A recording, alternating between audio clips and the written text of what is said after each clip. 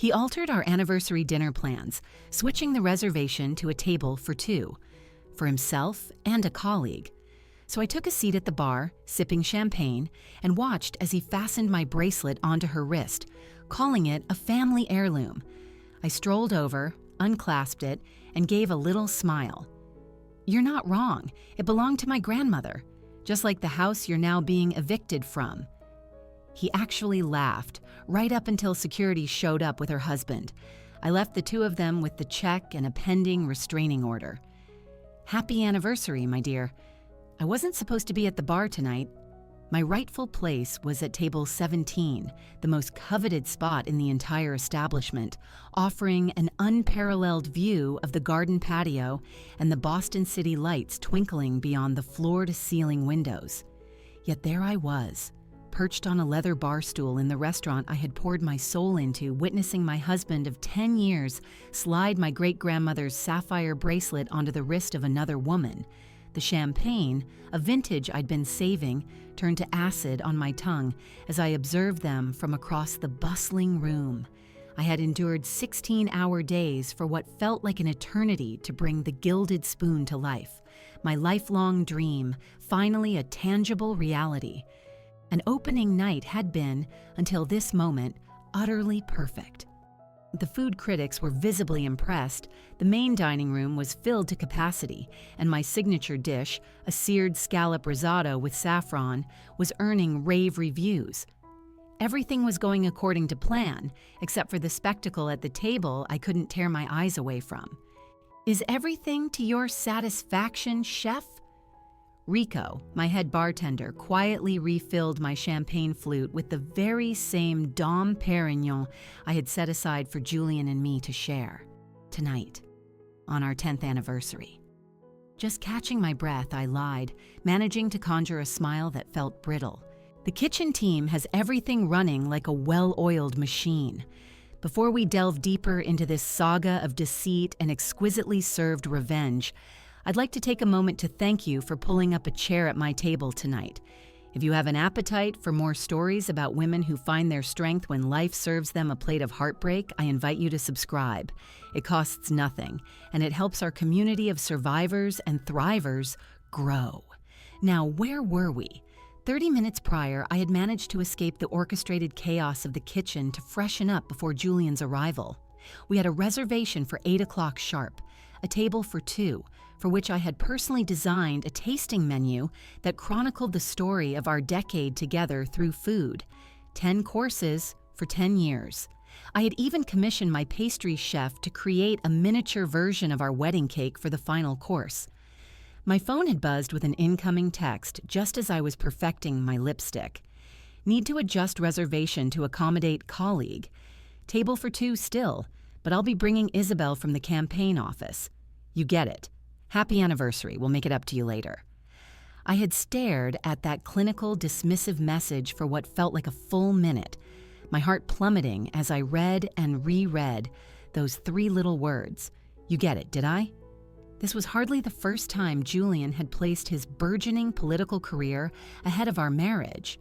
But bringing another woman, a colleague, to our anniversary dinner, that was a new, brutal low. I'd immediately called the maitre d'. "There's been a small change to my husband's reservation," I'd said, my voice eerily calm. "Please maintain his table for two, but have a glass of our finest champagne ready at the bar. That one will be for me." And now I was watching as Julian laughed at something this Isabel said, his hand resting on her forearm for a moment too long. She was the picture of everything I wasn't. Polished and poised in that specific campaign-ready manner, with sleek blonde hair that cascaded in perfect waves just past her shoulders. Her emerald green dress clung to curves that my chef's whites had kept hidden for the better part of a decade. I instinctively tugged at my own simple black dress, the one I'd chosen with such care for tonight, now feeling like a forgotten relic in my own restaurant. 10 anniversaries. For our first, we'd driven to a rustic cabin in Vermont, making love under a canopy of stars after a simple dinner of grilled sausages and cheap beer. For our 5th, it was Rome, where Julian had surprised me with a masterclass at a renowned culinary institute, giving me the final push I needed to chase my dream of becoming a chef. But last year, he had forgotten completely, stumbling home after midnight with a wilted gas station rose and mumbled apologies about a campaign strategy meeting that ran unexpectedly late. I traced the stem of my champagne flute, lost in the memory of the man he used to be, before the mayoral race, before his ambition to conquer City Hall became an all-consuming fire, before I was demoted from partner to a checked box on his political resume. Supportive wife, check. Successful small business owner, check. Relatable, all-American backstory, check. The sommelier approached their table with the very wine I had painstakingly selected for us, a 2005 Chateau Margaux, a bottle we had first discovered on our honeymoon in France. Julian was putting on a grand performance, pontificating about the wine's notes and terroir to Isabel as if he were the seasoned expert. I watched her lean in, utterly captivated by whatever narrative he was weaving. And then, the soft restaurant lighting caught something shimmering on her wrist, and a chilling cold spread through my entire body. The bracelet. My great-grandmother's sapphire bracelet. A delicate chain of platinum set with deep blue sapphires, interspersed with small, brilliant-cut diamonds, featuring a unique floral clasp that was utterly unmistakable. I had worn it on my wedding day as my something old. It had been a sacred trust in my family for 4 generations. I remembered the day I'd first shown it to Julian, explaining how my great-grandmother had received it from her husband and how she'd later pawned it during the Depression to keep her family from starving, only to painstakingly buy it back, stone by stone, years later with her meager savings. I told him how she had passed it to my grandmother, who then gave it to my mother and finally to me on her deathbed, with the solemn promise that I would only ever share its story with someone truly worthy of our family's resilience. Julian was now gesturing with animation, clearly in the throes of some grand campaign anecdote. I could just make out the fragments of his words floating across the room. Family heirloom. Passed down for generations. He was stealing my family's history. He was claiming my legacy as part of his carefully constructed political persona. And Isabel was gazing at that bracelet with a look of pure reverence, running her fingers over the sapphires that should have been on my wrist tonight. In that instant, my shock and hurt began to crystallize into something much harder, much colder. This wasn't just a forgotten anniversary or a career that had taken precedence over a marriage. This was a theft of my heritage, my story, my very dignity. "Rico," I said, my voice a low whisper, my eyes never leaving their table. "Could you please ask David from security to come see me? Tell him I may require his assistance with a delicate situation in about 10 minutes. "Of course, Chef. Is everything all right?" "It will be," I replied, placing my champagne flute down with a newfound steadiness. "It absolutely will be." As I slipped off the bar stool, smoothing the fabric of my dress, my gaze fell upon another man, seated alone at the far end of the bar. He kept shooting glances toward Julian's table, his face growing darker with each look. He was on what looked to be his 3rd scotch, a gold wedding band glinting under the dim, ambient light. There was something in his visible discomfort that mirrored my own. My mind began to race as I walked to the hostess stand and accessed the reservation system on the tablet, and there it was, Isabel Vance. A quick search on social media brought up her profile, and it confirmed my dawning suspicion. The man at the bar was Markham Vance, Isabel's husband. The original reservation had been under his name before Julian had so carelessly altered it. A chilling sense of clarity washed over me as all the pieces clicked into place. This betrayal was even more audacious, more calculated than I had first imagined. This wasn't just some inappropriate work dinner. They hadn't even bothered with discretion, using their real names, coming to my restaurant on my anniversary. I took a slow, deep breath and began to walk toward their table, my chef's instincts kicking into high gear. In a professional kitchen, timing is everything. There's a perfect moment to pull a steak from the grill, a precise instant to add the finishing garnish, a critical window to present a dish. This confrontation, I knew, demanded that same level of precision. As I drew closer, Julian still hadn't seen me. He was far too absorbed in the web of lies he was spinning, one of his hands now covering Isabel's, the sapphires of my great-grandmother's bracelet gleaming between their entwined fingers. 3 steps away, 2 steps, then his eyes finally met mine. For a fleeting microsecond, I saw a flash of pure panic before he expertly masked it, plastering on that polished, campaign-ready smile I had grown to utterly despise. "Clara, there you are," he boomed, his voice a little too loud. "I was just telling Isabel all about your incredible restaurant. Come on, join us." In that single moment, looking at my husband feigning normalcy, while another woman flaunted my family's legacy on her wrist, something inside of me hardened into a resolve as unyielding as diamond. 10 years of compromise, of me stepping back so he could step forward, of swallowing my disappointment and putting his needs first. It all came to an end tonight. I smiled, feeling a surge of power with every deliberate step I took toward their table. Oh, I wouldn't miss this for the world, darling. Happy anniversary to us indeed. Time seemed to warp as I closed the distance to their table, each footfall bringing me closer to a reckoning I never thought I'd face, especially not on a night that should have been a celebration of our life together.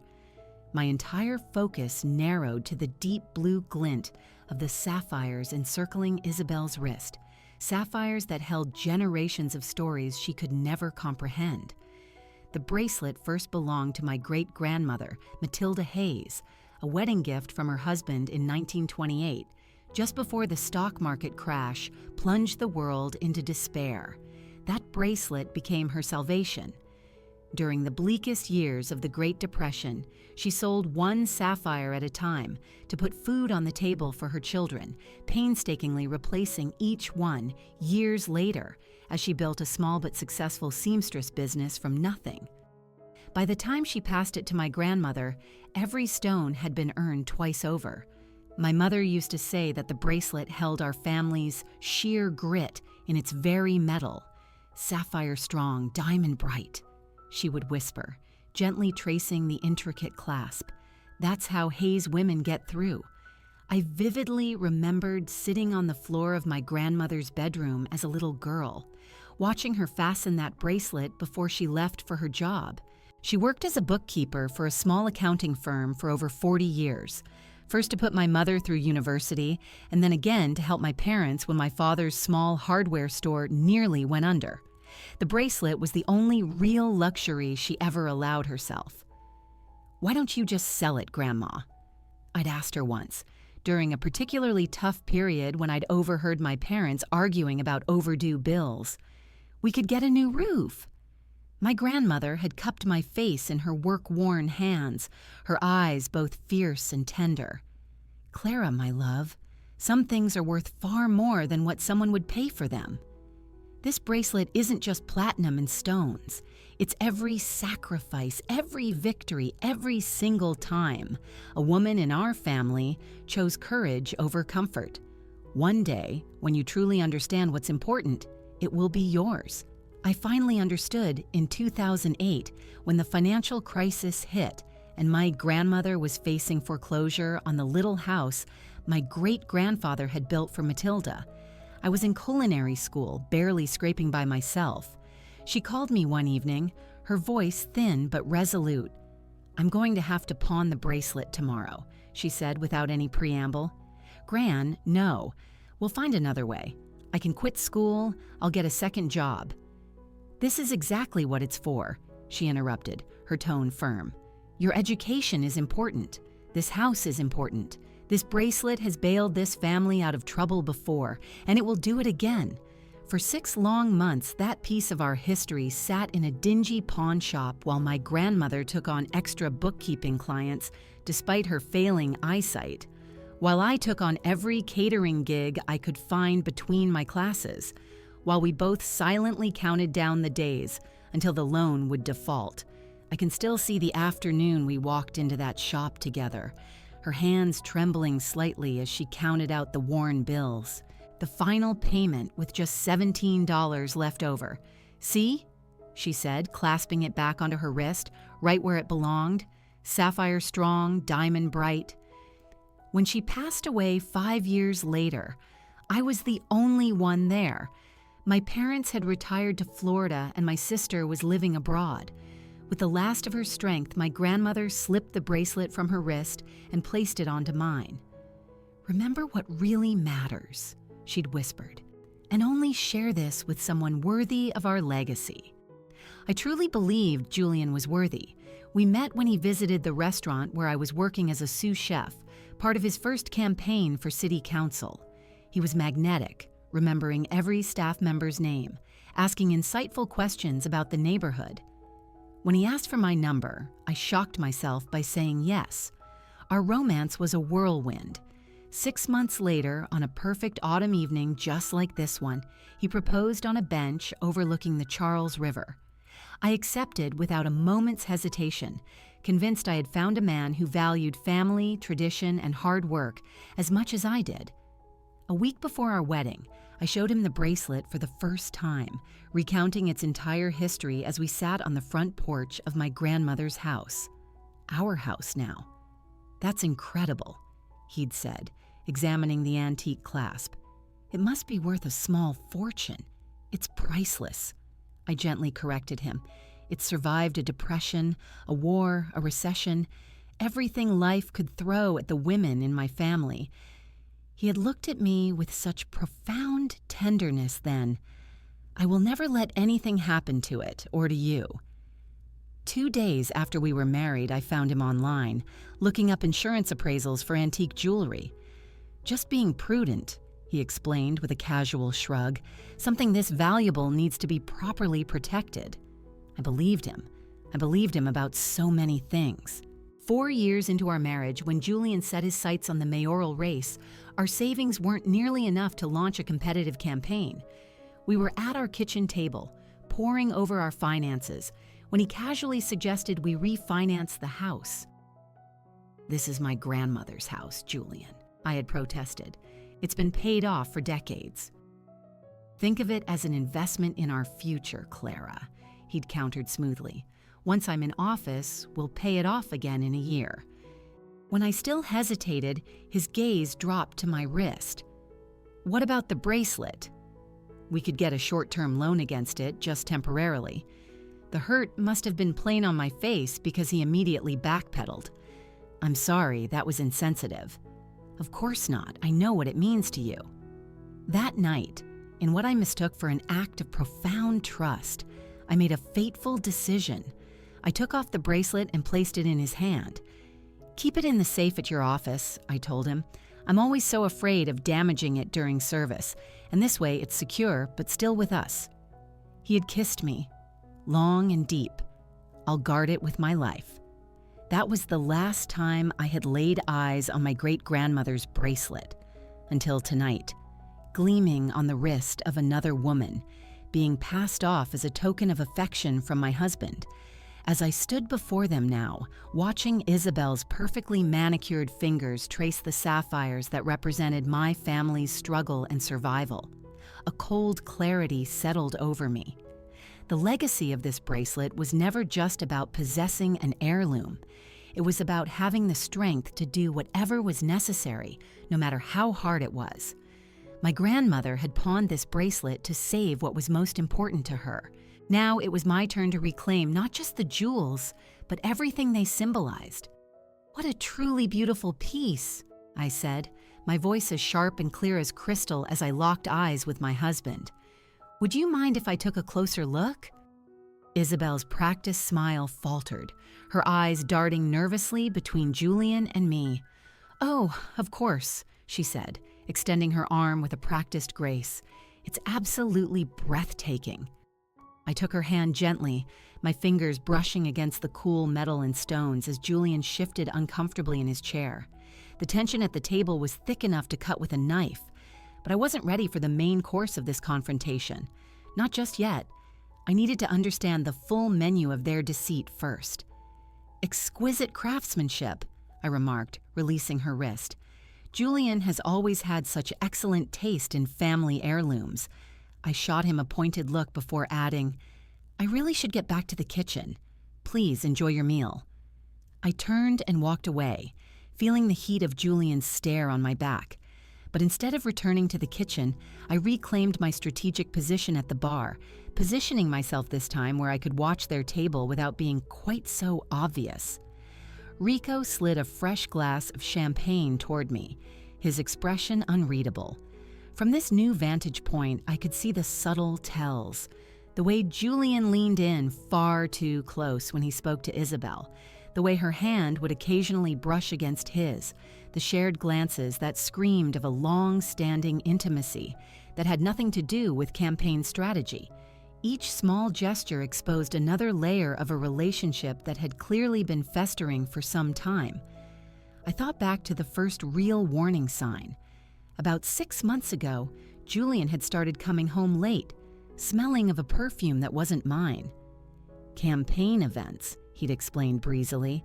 "You shake 100 hands, you hug a few dozen supporters. The scent just lingers." I'd accepted it, choosing to ignore that the scent was always unfailingly the same. Then came the late-night strategy sessions, where he couldn't be disturbed, the weekend campaign retreats with his core team that I was explicitly not invited to, the sudden new password on his phone, implemented for security reasons, he'd claimed. I had rationalized every single oddity, making excuses for the man I thought I had married. "Another?" Rico asked quietly, gesturing to my glass. I shook my head. "No, thank you. I need a clear head for this." 3 months ago, I discovered a receipt from a boutique hotel downtown tucked into his suit pocket while I was sorting the dry cleaning. When I confronted him, Julian had a plausible explanation ready. A major donor meeting ran incredibly late, and it just didn't make sense to drive all the way home. The hotel was a mere 5 blocks from our house. Last month, I had stopped by his campaign headquarters unannounced, bringing lunch for the whole team. His executive assistant had been flustered and awkward, stammering that he was in a critical meeting that absolutely couldn't be disturbed. Through the frosted glass of his office door, I could make out 2 silhouettes standing far too close to be discussing polling data. Even then, I told myself I was overreacting. Julian was a tactile person. He stood close to everyone. He touched people's arms when he spoke. I was just being paranoid, letting my own insecurities get the better of me. My gaze drifted back to the man at the end of the bar, Markham Vance, still nursing his scotch, still glaring at their table. How much did he already know? Had he been suspicious before tonight? Or was this betrayal as raw and new for him as it was for me? The sommelier was clearing Julian and Isabel's appetizer plates. They seemed to have recovered from the brief awkwardness of my visit, laughing intimately over something. Julian's hand vanished from sight, resting somewhere beneath the table. I had to look away, the sudden ache in my chest catching me by surprise, despite everything I already knew. "Chef?" One of my line cooks appeared at my side, a worried look on his face. "The Fitzgeralds at Table 9 are asking to speak with you about their anniversary cake." "Tell them I'll be right there," I said, grateful for the momentary distraction. As I made my way through the dining room, stopping at tables, accepting compliments on the food, I wore my professional smile like a suit of armor. No one here would ever guess that the celebrated chef owner was living through the most humiliating night of her life. Years of working in high-pressure kitchens had taught me how to compartmentalize, how to function through burns, cuts, and catastrophic kitchen failures. This was just another kind of wound to work through. After I finished speaking with the Fitzgeralds, I intentionally chose a route back to the bar that took me right past Julian's table. They were halfway through their main courses, speaking in hushed, serious tones. I slowed my pace just enough to catch a few snippets of their conversation. "Once the election is a sure thing," Julian was saying, "but what about her?" Isabel's voice was laced with something that sounded like concern. "She'll come around." The restaurant keeps her busy enough, and besides, the prenup protects the majority of my assets. And the house? It's in both of your names, right? Julian let out a low chuckle. Technically, yes, but she's so damn sentimental about it being her grandmother's, she'll let me buy her out for a fraction of what it's actually worth. My feet nearly stopped moving. So this wasn't just a sordid affair. They were actively planning a future that involved casting me aside like an old inconvenient piece of kitchen equipment that had outlived its usefulness. I continued on to the kitchen on pure autopilot, inspecting plates and giving directions to the staff without really seeing any of it. My mind was a whirlwind, connecting dots and replaying conversations that now made a terrifying kind of sense. 2 weeks ago, Julian had asked me to sign a stack of documents, something about updating our estate plan. I had been so swamped with the final preparations for the restaurant's opening that I had barely skimmed them, trusting him as I always had. Had I been signing away my own home? The bracelet wasn't some spontaneous romantic gesture for his mistress. It was a calculated power play. He was already treating my family's history as his to give away, already divvying up my legacy. I returned to the bar, needing a moment to breathe. Markham Vance had moved to the seat next to mine, his expression a storm cloud of fury as he continued to watch Julian and Isabel. When our eyes met, I saw my own agony reflected right back at me. "They work together?" he asked, his voice low and gravelly, nodding his head toward the table. I nodded. "She's his campaign manager." "Funny," he said, his tone thick with bitterness. "She told me she was having dinner with a female colleague tonight. Said they needed to prep for a big donor event tomorrow."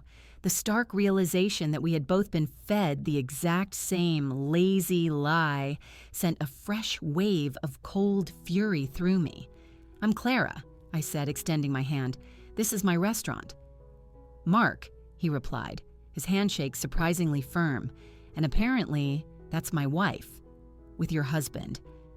Just then, Julian leaned across the table and whispered something that made Isabel laugh. She glanced around the room before reaching into her designer handbag and sliding a thick manila envelope across the table to him. He opened it discreetly, a look of pure triumph spreading across his face as he scanned the contents. "What the hell are they doing?" Mark muttered under his breath. "I don't know," I said, but a dark suspicion was already beginning to form. "Excuse me." I walked back to the hostess stand, but this time I pulled out my phone and accessed the public records for Julian's campaign finances. And there it was. A substantial donation from Vance Construction had been logged just last week, Mark's company. I walked back to the bar and held the screen out for him to see. "Did you authorize a donation to Julian's campaign?" The color drained from his face. "That's impossible. We're barely staying afloat after the downturn in the housing market. Isabel handles our personal accounts, but she knows the business can't afford to be making political donations right now." The final, ugly piece of the puzzle slammed into place. This wasn't just a personal betrayal. This was professional, it was financial, and it was quite possibly criminal. Isabel wasn't just sleeping with my husband, she was embezzling from her own. I watched Julian smugly pocket the envelope, his other hand still resting possessively on Isabel's arm, his fingers brushing against my great-grandmother's sapphires. "Mark," I said quietly, "I think you and I need to talk." Mark's construction-roughened hands were clenched so tightly around his Scotch glass that his knuckles were white. "I'm all ears." We moved to a secluded corner of the bar, away from prying eyes and ears. I laid out everything I had seen and heard, presenting the evidence of their dual betrayals, the personal and the financial. With every detail I shared, I watched the defeated slump in his shoulders recede, replaced by the rigid posture of a man readying for a fight.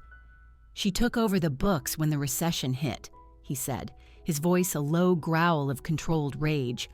"Told me she had a finance degree I never knew about.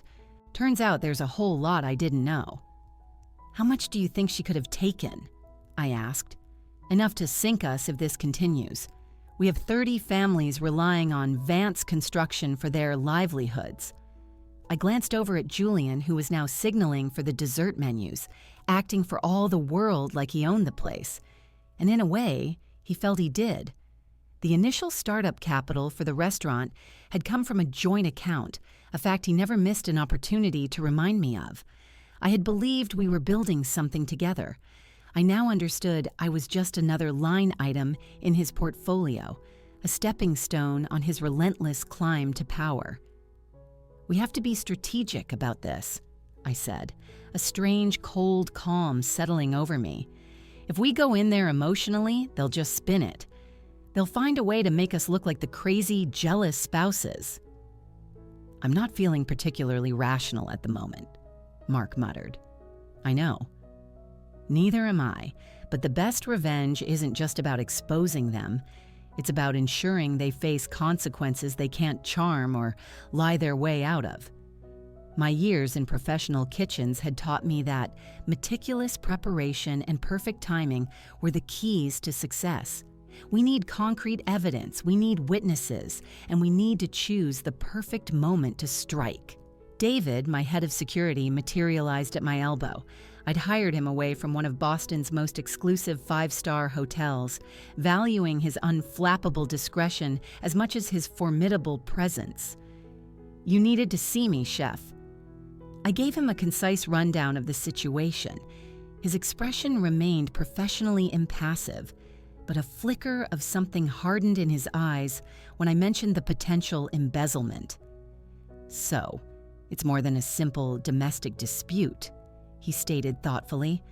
"Much more, and I'd prefer to handle it without causing a scene that disrupts the entire dining room, if at all possible." David nodded. "I have 2 of my best people on tonight. We can have them positioned near the table whenever you're ready. Just give me the word." He paused for a moment. "Do you want me to have the police on standby?" I considered it. "Not yet. Let's see what other evidence we can gather first." After David moved off, I turned back to Mark. "What else do you know about what they've been up to?" "Not enough," he admitted, pulling out his phone. "But I have access to all our company and personal accounts right here. If what you're saying is true..." He began swiping furiously through financial statements. While he did that, I slipped back into the kitchen, both to check on the dinner service and to collect my thoughts. My sous chef, Maria, caught my eye instantly. "Everything okay, chef? You look like you're plotting a murder." "Just some unexpected drama with table 17, I said, forcing a tight smile. "Can you manage the pass for another 20 minutes? For you, all night. You need backup? Maybe. I'll let you know." I returned to the bar to find Mark staring at his phone, his face a ghastly shade of pale. 3 separate wire transfers to his campaign fund over the last month, $75,000. All disguised as payments to a shell company for consulting services. The implications were staggering: illegal campaign contributions, wire fraud, the perfect leverage. "I've got their entire conversation from the last hour recorded," Mark said, holding up his phone. "I hit record the moment I realized who she was with." "Massachusetts is a 2-party consent state for audio recordings, but," he trailed off with a shrug, "but it's more than enough to confront them with," I finished for him. "And when combined with the bank records..." "Exactly." I glanced at the clock. Julian and Isabel were now lingering over dessert and another glass of champagne. His hand kept returning to her arm, his fingers brushing against my great-grandmother's bracelet. The sight of it solidified my resolve into something unbreakable. "In about 20 minutes, they'll ask for the check," I said. "Julian always gets antsy if dessert takes any longer than that. It's the perfect window. After they've consumed everything, but before they've paid." A glimmer of understanding lit up Mark's eyes. "So they can't just get up and walk out." "Precisely." I waved Rico over. "When table 17 asks for their check, I need you to stall. Tell them the payment system is rebooting. Give me a 3-minute warning." I excused myself and made a quick call to my lawyer, leaving a detailed voicemail outlining the situation with the prenuptial agreement, the house, and the suspicious documents I'd recently signed. Then I sent a text to my sister, a corporate lawyer, asking her to immediately email me digital copies of our grandmother's will and the deed to the house. Preparation had always been my greatest strength. When I returned, Mark had composed himself, his anger now forged into a sharp, cold purpose. I've been on the phone with my company's attorney. He's pulling every financial record from the last year. If she's been stealing, we're going to find every single cent. David approached again, standing at a respectful distance. "My team is in position, Chef," he said quietly. "Just give the word." I nodded, feeling a surprising wave of gratitude for these men, one a near stranger, the other a loyal employee, who were ready to stand with me. When Rico gives the signal, we move. The next few minutes felt like an eternity as we finalized the details of our plan. Mark and I had discovered another piece of the puzzle. We lived only a few blocks apart. "They've been meeting at the Mariners Inn on Beacon Street," he said, his voice grim. "I found the charges on our credit card statements. She told me they were for putting up out-of-town clients. 3 blocks from our house," I said, the memory of Julian's hotel receipts suddenly sharp and clear. "They weren't even trying to be careful." "They assumed we weren't paying attention," Mark replied, a new hard edge to his voice. "They were wrong." Rico caught my eye from behind the bar and held up 3 fingers, the signal. Julian was asking for the check. I took a deep, steadying breath and smoothed down the front of my dress. "It's time." "Want me to come with you?" Mark asked. "Not at first." "Let me set the stage. When I look back toward the bar, that's your cue." I caught my own reflection in the mirrored wall behind the bar. For the first time since reading Julian's text, I felt completely grounded in my own body. The pain was still there, a dull ache beneath my ribs, but it had been transformed into a powerful, motivating force. I was no longer just a betrayed wife or a woman scorned. I was the great-granddaughter of Matilda Hayes, who had sold off her most prized possession to save her family, who had worked her fingers to the bone to reclaim her legacy. Sapphire strong, diamond bright. David fell into step just behind and to my left as I began the long walk across the dining room floor. Each step felt measured, my purpose clear. The low hum of dinner conversation, the gentle clinking of silverware, the soft jazz playlist I had personally curated, it all faded into a perfect atmospheric backdrop for the scene that was about to unfold. I wasn't just going to confront my husband. I wasn't just going to take back my bracelet. I was going to reclaim everything: my family home, my dignity, my future. Years of accommodating him, of making myself smaller to make him feel bigger, fell away with each step, replaced by a certainty I hadn't felt since the day I met him. As I approached their table, I caught Isabel's eye first. Her self-satisfied smile faltered as she registered my expression, and the large man following in my wake. Julian was still studying the bill, completely oblivious to the impending storm. It was time to serve the final course. "Enjoying your dessert?" I asked, my voice impossibly steady as I came to a stop beside their table. Julian's head snapped up, his public-facing politician smile instantly clicking into place. "Clara, come on, join us. This chocolate lava cake is divine. Your pastry chef deserves a medal." I remained standing, letting the silence hang in the air, stretching it until it became uncomfortable. Isabel began to fidget with her napkin, refusing to meet my gaze. "I don't believe I introduced myself properly earlier," I said, directing my words to her. "I'm Clara Hayes Donovan, Julian's wife. Today is our 10th wedding anniversary." Her eyes widened as they darted toward Julian, who let out a dismissive laugh. "Honey, I already explained the last-minute change. Isabel and I have that big donor breakfast tomorrow, and we just had to do a final prep session." His voice had just the right amount of practiced, reasonable patience. It was the same tone he used to placate concerned constituents at town hall meetings. I smiled a thin, sharp smile. Interesting, because the donation you're prepping for was already logged last week, according to the campaign finance disclosures. I turned my attention back to Isabel. How is Mark doing, by the way? He's still at the bar, watching his wife and my husband celebrate our anniversary. The color instantly drained from her face. Julian's expression hardened as the reality of the situation finally dawned on him. This was not something he could smooth over with his usual charm. "You're making a scene," he hissed under his breath, his eyes darting to the nearby tables. "We can discuss this at home. Actually, we can't.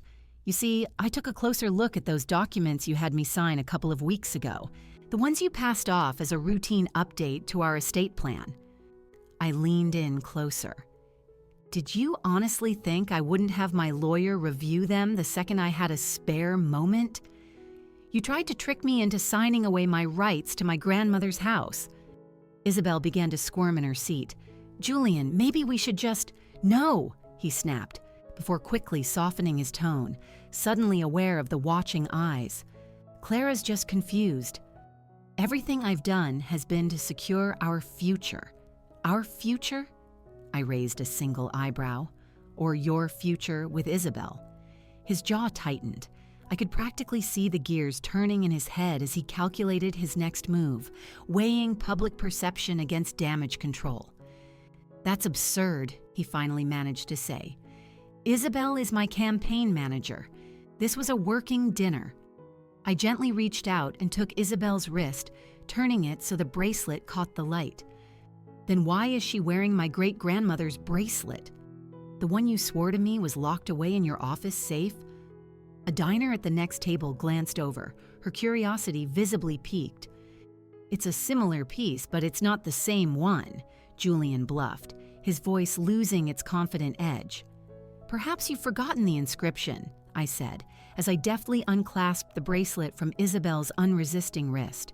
I turned it over, holding it up to reveal the tiny, elegant script engraved on the back of the clasp. "For Matilda, ever thine, 1928. Julian's face went from confident to cornered in a split second. I felt a grim flicker of satisfaction as I watched him squirm. "I thought it would be a nice gesture," he began, his voice dropping to a low murmur. "Alone, just for the evening." "A nice gesture?" I interrupted, my voice rising slightly. "To give away a priceless family heirloom that I told you represented 4 generations of my family's struggle and survival? To let another woman wear my great-grandmother's legacy, while you dine at the table I had reserved for our anniversary?" The whispers from the surrounding tables were now clearly audible. Out of the corner of my eye, I saw David and his 2 team members discreetly positioning themselves to cordon off the area. "You're overreacting," Julian hissed, his public mask crumbling completely as panic began to set in. "It's just a piece of jewelry." And there it was, the final damning confirmation that he had never, not for 1 second, understood what the bracelet symbolized, or what my family's history truly meant. He had only ever seen it as an expensive bauble, another asset to be appraised and potentially leveraged. I lifted my hand, giving the signal for Mark to approach. As he made his way across the restaurant, I held the bracelet up for all to see. "This," I said, my voice clear and ringing, "belonged to my great-grandmother, Matilda Hayes, who pawned it during the Great Depression to save the very same family home that you've been trying to secretly refinance to fund your campaign." Julian's eyes darted between me and the rapidly approaching Mark, a dawning horror on his face. "And speaking of your campaign," I continued, "I wonder what the city's ethics committee will have to say about $75,000 in unreported, illegal contributions from Vance Construction, especially since Mr. Vance here never authorized them." Mark reached the table, his face a cold, controlled mask of fury. "Hello, Isabel." "Mark," she gasped, "this isn't... You don't understand." "Oh, I understand exactly what's happening," he said quietly. "I've just spent the last hour on the phone with my company's lawyers, reviewing our finances." Would you care to explain the $75,000 that were funneled into Mr. Donovan's campaign fund, money that we do not have? The last vestiges of color drained from Isabel's face. Julian reached for his water glass, his hand now visibly shaking. "This is all ridiculous," he blustered. "It's a simple misunderstanding." "If we could just—" "Mr. Donovan," David interrupted, his voice smooth as silk but with an undercurrent of steel. "I'm going to have to ask you and Ms. Vance to please remain seated until we can resolve this matter." Julian's eyes narrowed as he took in the security personnel. "Are you detaining us?" "That's illegal. I'm a mayoral candidate and—" "No one is detaining you," I clarified calmly. "But as you have not yet paid your bill, leaving the premises would be considered theft of services. And given the potential for campaign finance violations and embezzlement charges, I thought you might prefer to discuss this privately rather than with the Boston Police Department." The mere mention of the police made both of them flinch. Several diners were now openly recording the scene on their phones. Julian's political instincts finally kicked back in as he grasped how utterly damaging this was becoming. "Clara, let's be reasonable," he said, forcing a placating smile. "We can work this out." I slipped the bracelet onto my own wrist where it belonged. "There is nothing to work out. The restraining order my lawyer is filing tonight will keep you away from my grandmother's house, which, as her will clearly stipulates, was left solely to me long before we were ever married. The prenup you insisted upon works both ways, Julian." His face twisted in a brief, ugly flash of fury before he managed to school his features. "You wouldn't dare." "Think of what this will do to my campaign." "I'm sure the voters will find it fascinating," Mark interjected dryly, along with the story of how my wife embezzled company funds to support it. Isabel finally broke, devolving into sobs, not the elegant tears of a wronged woman, but the ugly, gasping cries of someone caught in a trap of her own making. "Mark, please. I can explain everything. Save it for our attorneys," he replied coldly. I reached for the untouched flute of champagne at their table, the very vintage I had chosen for our celebration. Raising it in a mock toast, I met Julian's eyes one last time. "To new beginnings," I said. "Happy anniversary, darling." I set the glass down without taking a sip and turned to David. "Please ensure that Mr. Donovan and Ms. Vance settle their bill in full before they depart." "Everything on it is in their names. The hotel charges, the illegal campaign contributions, the impending legal consequences." As I walked away, I could hear Julian calling my name, his voice stripped of all its practiced authority. I didn't look back. 6 months later, I stood in my kitchen. My grandmother's kitchen. I was preparing a private dinner for the group of investors who had helped me buy out Julian's minority share of the Gilded Spoon. The divorce had been finalized with surprising speed once the campaign finance investigation went public. The bracelet caught the light as I chopped fresh herbs, back on my wrist, right where it belonged. The restaurant had not only survived the scandal, it had thrived because of it. People had come at first out of morbid curiosity, but they returned for the food. A glowing review in the Boston Globe had called my autumn menu a revelation of resilience transformed into culinary art. Mark had stopped by earlier in the day with a bottle of wine and the news that his construction company was finally back in the black after the full extent of Isabel's embezzlement had been uncovered. We had formed an unexpected and quiet friendship, two people rebuilding our lives from the rubble of a similar betrayal. There was nothing romantic between us. We were both still too raw for that. But we had found something equally valuable: mutual respect and a shared understanding. Julian's political career had imploded in spectacular fashion.